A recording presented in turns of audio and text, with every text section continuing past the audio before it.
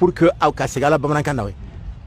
En novembre 1966, Modibo Keïta, président de la République du Mali, sa mère allait au pèlerinage à la Mecque avec sa sœur aînée, Hawa. Au moment de leur départ, il a estimé que le président de la République n'avait pas d'argent à leur donner. Il a envoyé une lettre précisément écrite le 24 novembre 1966 qu'il a remise à sa mère quand elle allait au pèlerinage pour demander à l'ambassadeur du Mali en Arabie Saoudite, Abdelwahab Doucouré, de lui prêter 60 000 francs maliens à remettre à sa mère, et à la fin du mois, quand il va avoir son salaire, il va lui rembourser ça. Voilà ce que Modibo a fait. Président de la République du Mali. Quand il y a eu l'éclatement de la Fédération du Mali, en 60, les Sénégalais ont envoyé beaucoup de Soudanais. D'autres aussi ont accepté de venir parce que vraiment ils avaient estimé que ça a été un affront contre le Soudan. Ils sont rentrés. Le quartier qu'on appelle Wolfobou, là, c'est là-bas que les premiers ont résidé. C'est pourquoi on appelle Wolfobou, c'est-à-dire le quartier des Wolofs. Ce sont les Soudanais qui ont été renvoyés du Sénégal qui sont venus.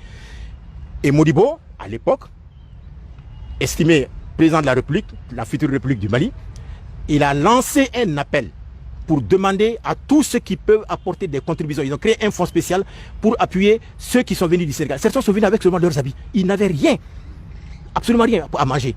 Donc il a lancé un appel pour créer un fonds spécial d'appui aux Soudanais venus du Sénégal.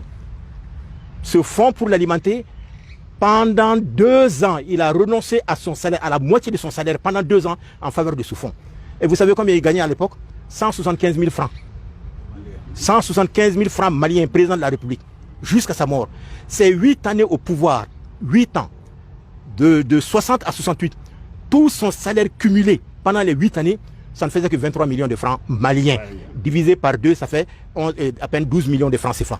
Pendant 8 ans, ce qu'il a gagné, il n'a jamais touché à 1 franc du denier public. Jamais.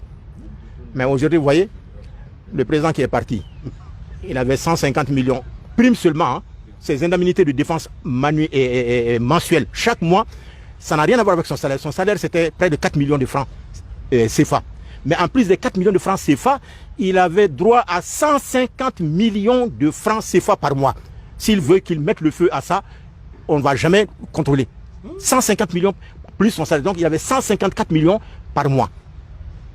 Alors où est-ce qu'on va? Dans un pays où vous êtes tous là, peut-être la plupart d'entre vous, c'est des chômeurs. Vous avez terminé vos études. Mais cet argent-là, ça aurait pu créer des emplois pour tous.